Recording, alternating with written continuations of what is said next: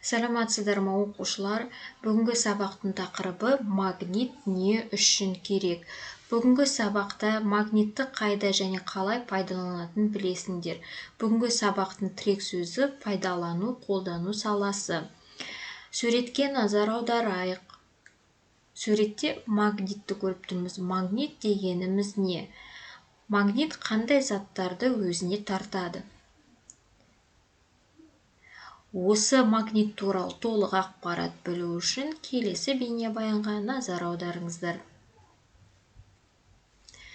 Келесі оқулықта осы суретке назар аударайық. Сурет бойынша магниттерді қолдану салаларын ата. Адам магниттерді қайда және не үшін пайдаланады? Бірінші суретте оқушы бала магниттармен ойыншық балықтарды өзіне тартып жатыр.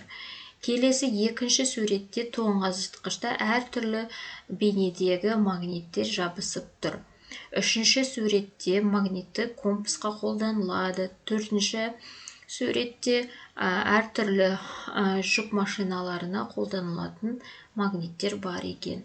Келесі бесінші суретте магнитті медицинада қолданады. Магнит – бұл магнит өрісін шығаратын нәрсе немесе құрылғы.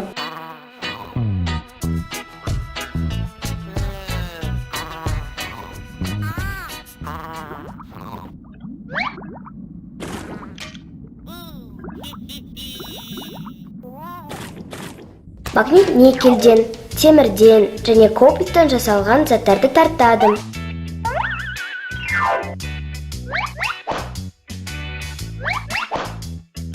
Магниттің екі полюсы бар.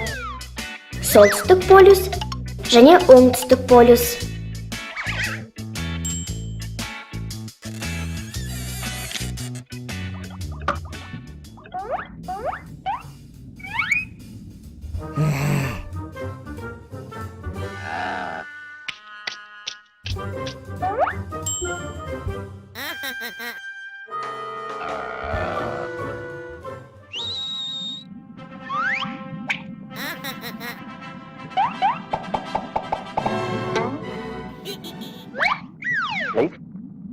Шабуыл, шабуыл, шабуыл.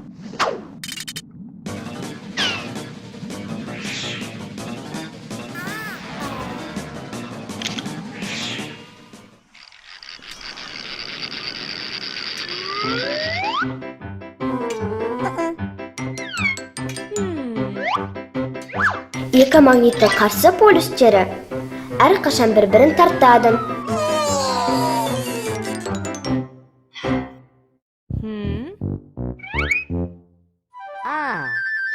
Тебеді.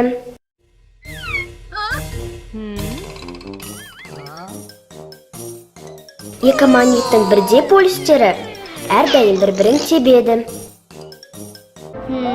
Аға, аға, аға.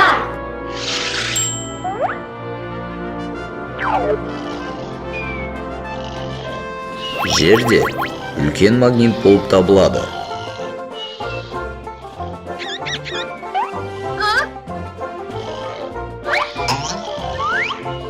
Жер магнитінің оңтүстік полюсы географиялық солтүстікте орналасқан. Жер магнитінің солтүстік полюсы географиялық оңтүстікте орналасқан.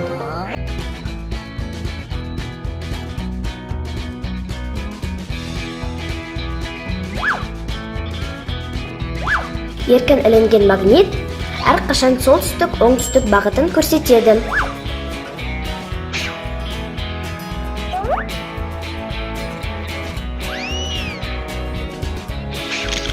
Оның себебі қарсы полюстер бір-бірін тартады. Магнитті жалпы медицинада, кәдесый мен ойыншық жасауда, көкжиек тұстарын анықтауда пайдаланады. Магнитті қатты қыздырса немесе балғамен қатты ұрса, ол қасиетін жоғалтады. Яғни магнит темір заттарды өзіне тартады, бірақ оны қатты қыздырған кезде немесе балғамен қатты ұрса, ол өзіне тарту қасиетін жоғалтады. Келесі сілтеме арқылы, осы бейне сабақтың астындағы сілтеме арқылы кіріп, фиксикке мультфильм тамашалап, магниттің қасиеттерін тауып, қолданысқа енгіз. Яғни бұл жердегі фиксикелардың әрекеттерін пайдаланып, өзің магнит туралы қасиеттерін анықтап көр. Бүгінгі сабақта сонымен магнит түрлерімен таныстыңдар, магнитті пайдалануды үйрендіңдер. Келесі тапсырма сіздерге жалпы сабақты қорытындылау мақсатында бейне сабақтың астындағы сілтемеге өтіп, тапсырманы орындаймыз. Сіздердің алдарыңызда мынандай тапсырма берілген.